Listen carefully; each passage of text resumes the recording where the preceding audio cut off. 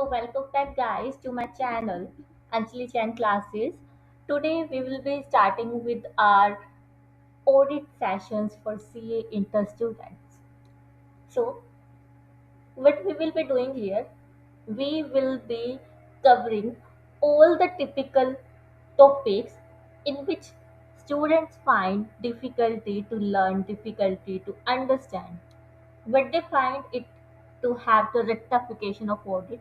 But in this video हम सिर्फ रटेंगे नहीं, हम समझेंगे भी. रटना है बट समझने के बाद. तो ये अपना टॉपिक है nature of audit planning, a continuous and iterative process. It is the topic from chapter 2 of CA Inter, right? I have taken the ICI snippets to make you understand the things. So, as we all know, मैं कभी भी direct book पे jump नहीं करती हूँ. I make the concept, I make handwritten notes and then deliver it to you for the good understanding. It was the introduction. So, welcome to the channel, and here we go with CA Anjali Jan. So we have nature of audit planning. It is continuous and iterative process. अब अपने पास दो शब्द है. One is continuous. We all are very aware कि continuous क्या होता है, कि जिसमें ब्रेक नहीं आता है. हम उसको कॉन्टिन्यूसली कॉन्स्टेंटली करते रहते हैं with consistency. And what is the iterative. Iterative भी हम देखेंगे, बट पहले हम अपने केस सिनेरियो पे चलते हैं जिससे कि हम समझने वाले हैं what is the concept behind these words that nature of audit planning is continuous and iterative process. अपने पास एक कंपनी है, एबीसी एंड कंपनी लिमिटेड, जो कि क्या है, एक मैन्युफैक्चरिंग कंपनी. अब मुझे इतना तो पता है कि जो ये एबीसी कंपनी है, ये मैन्युफैक्चरिंग कंपनी है, तो इसके पास इन्वेंट्री तो यूज यूज यूज अमाउंट में होने ही वाली है. तो यहाँ पे जो इन्वेंट्री है उसकी मुझे एक्सटेंसिव चेकिंग करनी है.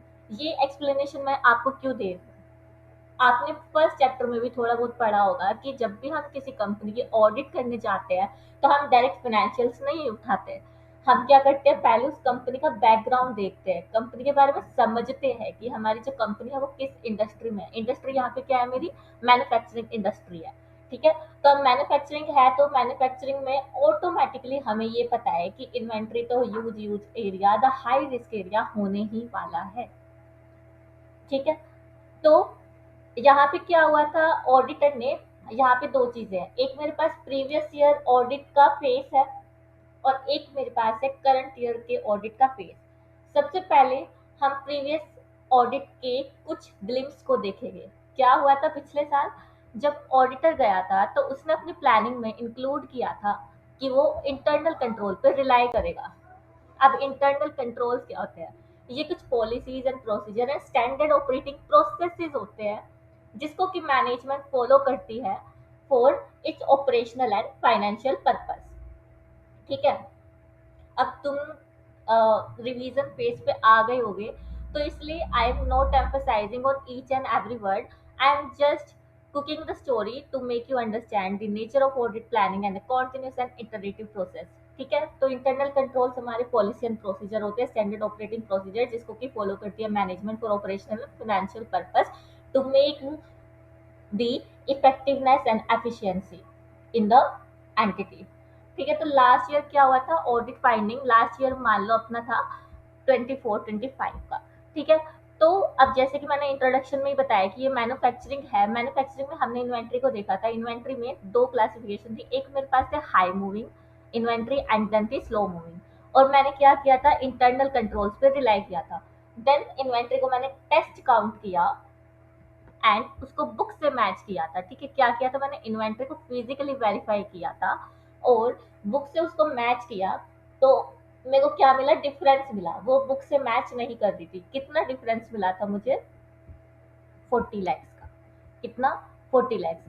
अब हो सकता है कि जो मेरी मटेरियल में स्टेटमेंट है, जो मटीरियलिटी अमाउंट है, मटीरियलिटी क्या होती है कि एक ऐसा अमाउंट, अगर इससे नीचे मुझे कोई डिस्क्रिपेंसी मिलती है, इससे नीचे कोई डिफरेंस मुझे मिलता है बुक्स ऑफ अकाउंट में, तो मैं उसको नहीं कंसीडर करूंगी. राइट, तो क्या हुआ था, मुझे डिस्क्रिपेंसी तो मिली, ये मटेरियल भी थी, और मैंने मैनेजमेंट को बोला था कि इसको ठीक कर देना।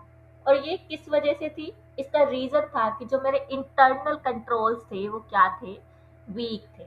वीक इन द सेंस कि हो सकता है कि यहाँ पे सेग्रीगेशन ऑफ ड्यूटी ना हो। सेग्रीगेशन ऑफ ड्यूटी का मतलब for example maker checker concept, जो इंसान इन्वेंट्री को हैंडल करता है, उसको प्रोक्योर करता है, वेयर हाउस में लेके जाता है, वो सेम इंसान इन्वेंट्री को रिकॉर्ड नहीं करेगा।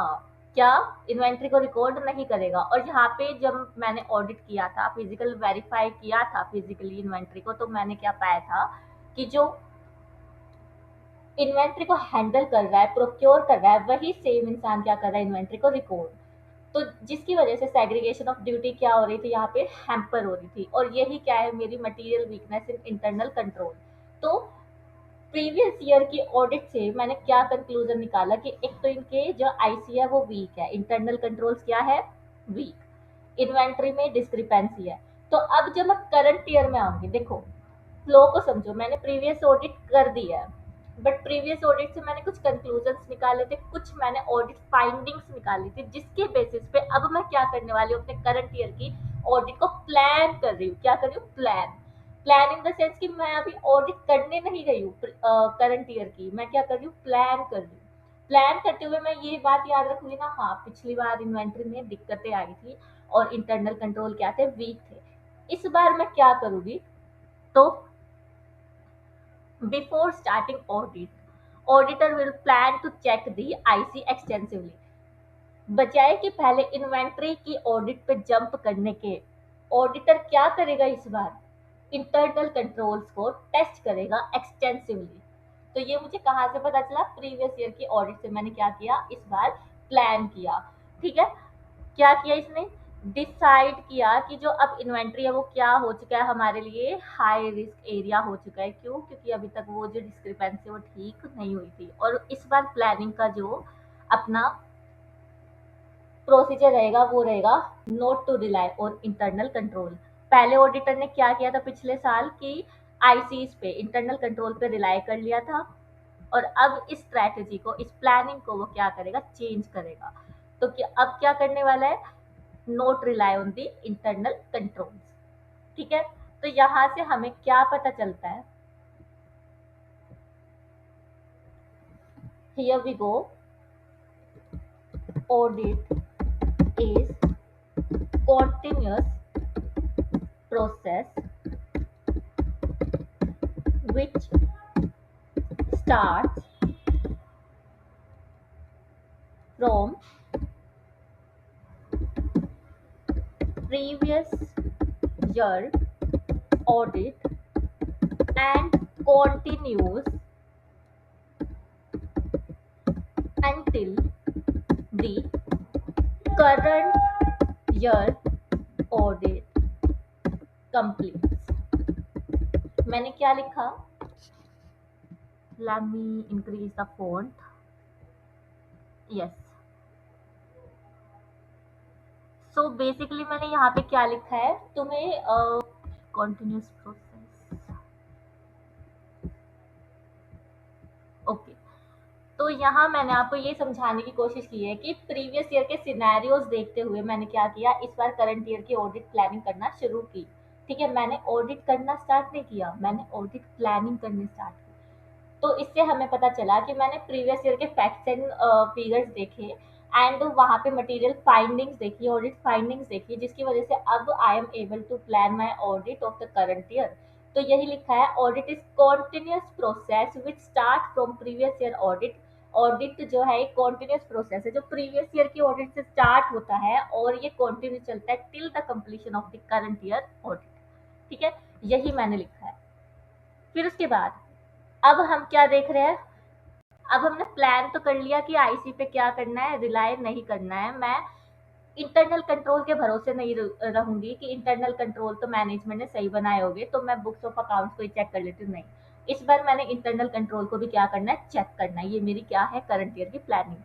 अब मैं क्या करती हूँ, मैंने एग्जैक्टली करंट ईयर में ऑडिट करना शुरू किया। ठीक है, अब जैसे ही मैंने ऑडिट करना शुरू किया, अब इफ यू रिमेंबर हमने देखा था कि पिछली बार जो इन्वेंट्री थी उसमें हाई मूविंग आइटम्स थे एंड स्लो मूविंग आइटम्स थे, ठीक है। और इस बार मेरे पास इन्वेंट्री में हाई मूविंग भी है, स्लो मूविंग भी है, और ये क्या, हमारे पास क्या आ गया, obsolete items of the inventory भी आ गया। अब यहाँ से ऑडिटर का दिमाग खुलना स्टार्ट हुआ, उसने क्या किया, उसने सोचा अरे पिछली बार तो ऑब्सोलीट आइटम्स नहीं थे, क्यों नहीं थे, क्योंकि इस बार क्या हुआ, टेक्नोलॉजी चेंज हो गई है, लोगों की टेस्ट एंड प्रेफरेंस चेंज हो गई है, जिसकी वजह से अब ये जो इन्वेंट्री है वो क्या हो गई, ऑब्सोलीट। ये मान लो कि जो एबीसी मैन्युफैक्चरिंग कंपनी है वो इलेक्ट्रॉनिक गुड्स को मैन्युफैक्चर करती है, ठीक है। तो टेक्नोलॉजी जो है वो क्या हो गई, ऑब्सोलीट हो गई।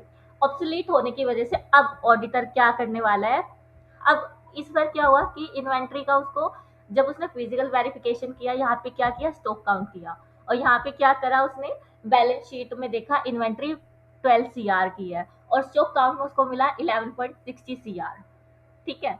तो अब इसका डिफरेंस ढूंढने की कोशिश की कि 40 lakhs तो आया मेरे पास डिफरेंस, बट ये किस वजह से आया है, उसने देखा कि ऑब्सोलीट आइटम्स भी यहाँ पे पड़े हैं, जिसकी वजह से ये डिफरेंस आया है। और मटीरियलिटी करंट ईयर की क्या रखी, उसने 50 lakhs रखी। अब मैंने आपको बताया था मटीरियलिटी एक ऐसा अमाउंट होता है जिसमें कि हमें क्या करना होता है, अगर मेरी जो डिफरेंस है वो मटीरियलिटी से एक्सीड नहीं करती है तो मैं उस आइटम को नहीं देखती, बट यहाँ पे मेरा जो फैक्ट्स है वो क्या हो गए, चेंज हो गए हैं। अब मेरे पास क्या आ गई, ऑब्सोलीट आइटम्स भी आ गई है। अब जो 40 lakhs है वो मटीरियल डिफरेंस तो है, बट वो मेरी प्लानिंग मटीरियलिटी को एक्सीड नहीं कर रहा है, जिसकी वजह से अब ऑडिटर को ये देखने पड़ेगा, फैक्ट एंड फिगर भी चेंज हो गई है, तो मुझे अपनी मटीरियलिटी को क्या करना पड़ेगा, रिवाइज करना पड़ेगा। क्या करना पड़ेगा, रिवाइज, सो डैट कि वो अपने ऑडिट वर्किंग पेपर्स में दिखा पाए कि ये जो इन्वेंट्री है उसका डिफरेंस मटेरियल है, और मटेरियल क्यों है, क्योंकि ऑब्सोलीट हो चुके हैं कुछ आइटम्स टेक्नोलॉजिकल चेंज की वजह से। तो इस वजह से उसको क्या करना पड़ेगा, अब अपनी प्लानिंग मटीरियलिटी क्या करनी पड़ेगी, चेंज करनी पड़ेगी, रिवाइज करनी पड़ेगी, और इसी को हम क्या कहते हैं, इटरेटिव। क्या बोलते हैं, इटरेटिव। देखो, मैंने प्लान बनाया, प्लान बनाने के बाद ऑडिट को करना शुरू ही किया, मुझे कुछ फैक्ट्स एंड फिगर पता चले, न्यू फैक्ट्स एंड फिगर पता चले, जिसकी वजह से अब मुझे क्या करना पड़ा, अपनी ऑडिट प्लानिंग को चेंज करना पड़ा। और ऑडिट प्लानिंग में चेंज सबसे पहले मैंने क्या किया, अपनी मटीरियलिटी को रिवाइज किया। क्यों, क्योंकि मेरे पास न्यू फैक्ट आ गया, नया फैक्ट क्या आया कि इन्वेंट्री मेरी क्या हो गई है, ऑब्सोलीट हो चुकी है, ठीक है। तो ये क्या है, इटरेटिव। इटरेटिव मतलब अब ऑडिटर को ऑडिट करते दौरान कुछ ऐसे फैक्ट्स एंड फिगर्स, कुछ ऐसे सिनेरियोज, कुछ ऐसी कम्युनिकेशन मिली, या फिर कुछ ऑडिट फाइंडिंग्स मिली, जिसकी वजह से ऑडिटर को क्या करना पड़ा, अपने प्लान को चेंज करना पड़ा। अब यहाँ पे उसने क्या किया, मटीरियलिटी को चेंज किया, और उससे पहले वो इंटरनल कंट्रोल पे रिलाय नहीं करेगा, ये उसने पहले चेंज कर दिया था। इसी को क्या बोलते हैं, हम इटरेटिव बोलते हैं, यानी प्लानिंग जो है कॉन्टिन्यूस तो है ही है, ठीक है। और साथ में ये क्या है, इटरेटिव। कॉन्टिन्यूस किस लिए, क्योंकि हम प्रीवियस ईयर की ऑडिट की जो फाइंडिंग्स थी, जो कंक्लूजन थे, उसके बेसिस पे करंट ईयर की प्लानिंग को करना शुरू करते हैं, ठीक है। और इटरेटिव कैसे, करंट ईयर की प्लानिंग के अकॉर्डिंग मैंने ऑडिट करना स्टार्ट किया, और मुझे कुछ facts and figure and new scenarios का पता चला, जिसकी वजह से मैंने क्या किया, अपनी ऑडिट प्लानिंग को चेंज किया। यानी कि इन कंक्लूजन में क्या बोल सकती हूँ, जो प्लानिंग है वो वन टाइम एक्टिविटी नहीं है, we have to plan again and again when we came to know about the new facts and figure, new changes in the industry environment, ठीक है। और ये क्या है, कॉन्टिन्यूस है। और इटरेटिव का मतलब होता है modified whenever new risk are identified. New risk इसका, ऑब्सोलीट इन्वेंट्री का, ठीक है। तो यहाँ पे अब आपको समझ आ गया होगा कॉन्टिन्यूस हम क्यों कह रहे हैं, क्योंकि प्रीवियस ईयर की ऑडिट के कंक्लूजन और ऑडिट फाइंडिंग्स की वजह से हमने प्लानिंग करना शुरू किया करंट ईयर के लिए, तो इसलिए वो कॉन्टिन्यूस है।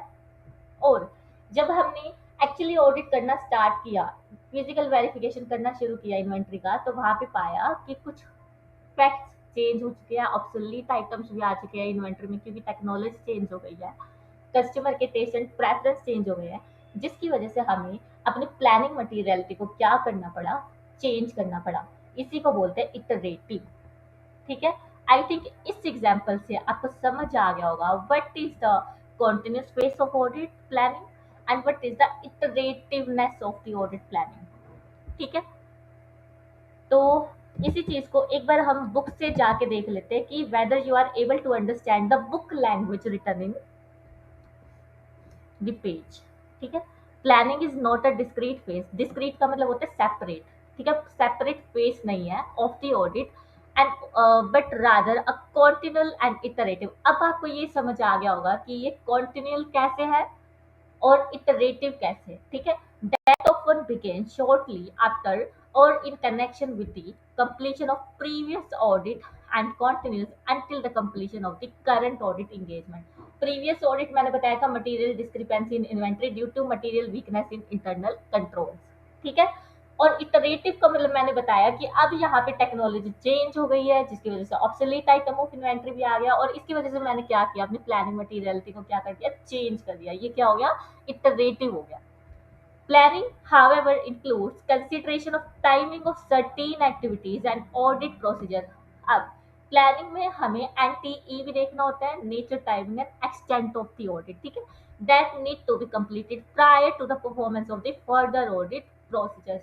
फर्दर ऑडिट प्रोसीजर्स, अब अपने पास तुमने एक फ्लो चार्ट देखा होगा जिसमें हम लिखते हैं सबसे ऊपर कि ऑडिट प्रोसीजर, फिर उसके दो पार्ट होते हैं, risk assessment procedure, then further audit procedures. let me give you the pictorial view of it। तो ऑडिट प्रोसीजर में क्या होता है अपने पास, एक तो रिस्क असेसमेंट प्रोसीजर हो गया। रिस्क असेसमेंट प्रोसीजर में क्या होता है, टेस्ट ऑफ कंट्रोल होते हैं। हम यहाँ पे कंट्रोल्स को टेस्ट करते हैं, इंटरनल कंट्रोल्स को। मैं, और वो भी कौन से वाले, जो फिनेंशियल से कनेक्टेड हो। मैं हर इंटरनल कंट्रोल को चेक करने नहीं जाऊंगी। I will only check the controls which are relevant to my financial statement. ठीक है, और फर्दर ऑडिट प्रोसीजर में मेरे पास दो चीजें आती है, test of details and analytical procedure. Test of details का मतलब होता है अब मैं आइटम बाय आइटम जाने वाली हूँ, हर एक बैलेंस शीट की जो आइटम्स है उसको ऑडिट करने के लिए, हर एक पीएल के आइटम को, जहां पे भी whether wherever it is necessary basis on my materiality. ठीक है, और एनालिटिकल प्रोसीजर होते हैं कि अब मैं रेशियो एनालिसिस करूंगी, कुछ financial and non financial items के बीच रिलेशनशिप देखूंगी कि क्या है। ठीक है, जैसे कि मेरे एम्प्लॉय हेड काउंट कितने हैं और मेरा एक्सपेंस कितना जा रहा है। ठीक है, सैलरी का, पेरोल का, तो ये सब होता है। ठीक है, तो अब बोला for example planning includes the need to consider prior to the auditor's identification and assessment of risk of material misstatement such as the analytical procedure to be applied as the risk assessment procedure। अब risk assessment procedure में मैं क्या लगाऊंगी, analytical procedures लगाऊंगी। और analytical procedure मैं आपको already बता चुकी हूँ, it is a relationship between financial and non financial data. जैसे कि अभी मैंने एम्प्लॉयज का एग्जांपल दिया था कि total number of employees working in the company and the expense pertaining to them in the form of payroll expense, employee benefit expenses। या फिर फ्लोर एरिया का भी ले सकते हैं हम, कि जो हम रेंट पे करते हैं, whether it is reasonable to the floor occupied by us, floor area occupied by us। ठीक है, फिर obtaining a general understanding of legal and regulatory framework applicable to the entity and how the entity is complying with the framework। for example, जैसे अपने पास Bharti Airtel है। Bharti Airtel क्या है, एक telecom industry है। ठीक है, तो यहाँ पे कौन रेगुलेट कर रहा होगा भारती एयरटेल को, दी टेलीकॉम तराई बोलते हैं, TRAI, telecom regulatory authority of the India. ठीक है, अब इस तरीके से अपने पास DLF का तो नाम सबने ही सुना होगा। इसके लिए जो रेगुलेटरी बॉडी है वो कौन है, रेरा है, RERA। ठीक है, तो हमें ये समझना पड़ेगा लीगल एनवायरनमेंट इसका क्या होगा। डोट भी होता है अपने पास टेलीकॉम इंडस्ट्री के लिए। ठीक है, the determination of materiality, materiality को डिटरमाइन करने के भी हमारे पास बहुत सारे फैक्टर्स होते हैं, जैसे कि अपना रिवेन्यू कितना है, या फिर इंडस्ट्री का नेचर कैसा है, इंडस्ट्री का साइज कैसा है, उसकी क्या ग्रोथ है, वो प्रॉफिट मेकिंग मेकिंग है या फिर लॉस मेकिंग है। ठीक है, उसमें कितनी कॉम्प्लेक्स ट्रांजेक्शन है, ये हमें देखना पड़ता है, एंड इसके अकॉर्डिंगली हम क्या करते हैं, मटीरियलिटी को सेट करते हैं। Then involvement of expert. अब एक चार्टेड अकाउंटेंट, क्या उसको ये पता होगा कि कौन से केमिकल लोचे से कौन सा प्रोडक्ट बना है, या फिर कौन सी मशीनरी कितने आवर्स लेती है एक पर्टिकुलर प्रोडक्ट को बनाने के लिए। तो यहाँ पे किसी मैकेनिकल इंजीनियर की जरूरत पड़ेगी, किसी एक्सपर्ट की जरूरत पड़ेगी। तो एक ऑडिटर को ये भी डिसाइड करना पड़ता है the industry, the company, the entity which I am going to audit, उसमें मुझे एक्सपर्ट की ज़रूरत पड़ेगी कि नहीं पड़ेगी, और I will be sufficient to audit that particular industry. Then उसके बाद है the performance of other risk assessment procedure और अदर रिस्क असेसमेंट प्रोसीजर। तो इस पैरा में कोई भी ऐसा वर्ड है जो आपको नहीं समझ आया हो? आई थिंक नहीं, ऐसा नहीं हो सकता कि ना आया हो, but still if you have doubt you can ask me. ठीक है। देन इन्होंने बताया कि अब जो हम वर्ड यूज कर रहे थे रिस्क असेसमेंट प्रोसीजर यहाँ पे, तो उसका मतलब ही क्या है? उसका सिंपल सा मतलब है कि risk assessment procedure are those procedure जिसमें कि हम अपने एंटिटी के एनवायरनमेंट को समझते हैं और इंटरनल कंट्रोल्स को समझते हैं। किस लिए? रिस्क ऑफ मटेरियल स्टेटमेंट को आइडेंटिफाई करने के लिए, क्या वो फ्रॉड की वजह से है या फिर एरर की वजह से। ये हमने पढ़ा है ना, ऐसे 200 में पढ़ा है कि ऑडिटर का ऑब्जेक्टिव है कि उसे इंडिपेंडेंट एग्जामिनेशन करना और financial statement whether they are material statement due to fraud और एरर। तो वही लिखा है। Risk assessment procedure are audit procedure performed to obtain an understanding of entity and its environment, including the entity's internal control, to identify and assess the risk of material misstatement, whether due to fraud or error at the financial statement and assertion level. Financial statement की जब हम बात करते हैं तो यहाँ पे हम ओवरऑल बैलेंस शीट को देखते हैं, और जब हम असर्शन लेवल की बात करते हैं तो हम प्रॉफिट एंड लॉस स्टेटमेंट के आइटम्स को देखते हैं। ठीक है। Therefore, planning includes considering matters such as obtaining knowledge about legal framework in which entity is operating. Consider, for example, telecom companies. Telecom companies already I have given you the example of Bharti Airtel, and banks. Banks को कौन regulate करता है? RBI, reserve bank of India. Such entities operate in different legal and regulatory framework. TRAI, Telecom Regulatory Authority of India and Reserve Bank of India are regulator of telecom and banking industry respectively। इतना ज़्यादा हमें paper में लिखने की ज़रूरत नहीं है। ठीक है। Planning also include need to consider determination of materiality। अब क्या हो रहा है, जो ये बुलेट पॉइंट्स है ना, उसी को ही आईसीआई और ज्यादा एलोपरेटिव वे में लिख रहा है आपके लिए। ठीक है। पहले उसने फर्स्ट पॉइंट को किया एक्सप्लेन, देन उसके बाद general understanding of legal and regulatory के लिए उसने एग्जांपल दिए, देन उसके बाद मटीरियलिटी के लिए अब बोल रहा है, फिर देखना वो एक्सपर्ट के लिए भी बोलेगा, फिर अदर असेसमेंट प्रोसीजर्स के बारे में भी बोलेगा। तो इतना हमें एग्जाम में नहीं लिखना। एग्जाम में क्या लिखना है, I will also be discussing the same in this video. involves consideration whether expert, वही बोल दिया उसने, need to be involved and taking into account complexity of the business। ये मैंने एग्जाम explanation में बताया था कि complex transactions। Further, it also involves considering need to perform risk assessment procedure for identifying and assessing risk of material misstatement। वही सारा चीजें लिखी है इसने। ठीक है। तो उसके बाद हम आगे पढ़ना स्टार्ट करते हैं। दोबारा से उसने वही लाइन चिपका दी। Planning is not a separate और distinct phase of an audit.